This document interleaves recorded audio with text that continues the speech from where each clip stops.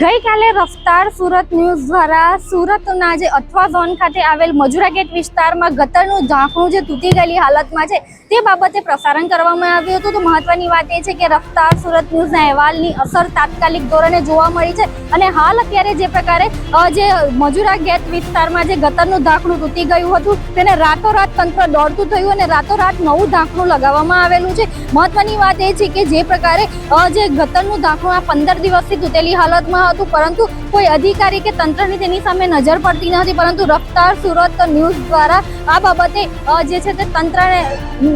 જે અહેવાલ જે છે તે પ્રસારિત કરવામાં આવ્યો હતો અને તાત્કાલિક ધોરણે તેના પડઘા જોવા મળ્યા અને તંત્ર દોડતું થયું હતું અને રાતોરાત આ જે ગટરનું ઢાંકણું જે છે તૂટેલી હાલતમાં હતું, કોહવાઈ ગયેલી હાલતમાં હતું તેને નવું નાખવામાં આવેલું છે, જેથી અહીંથી પસાર થતા લોકોને હવે કોઈ પણ પ્રકારની જાનહાનિ કે અકસ્માત ન સર્જાશે। તો મહત્વની વાત એ છે કે હવે ચોમાસું આગામી દિવસમાં શરૂ થવાનું છે ત્યારે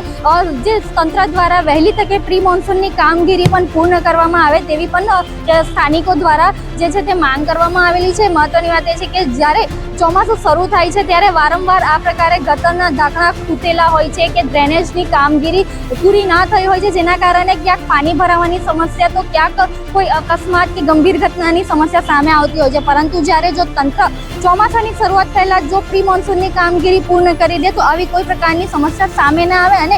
જનતાને પણ જે છે તે જે તંત્ર સામે કોઈ પણ પ્રકારની જે છે તે કોઈ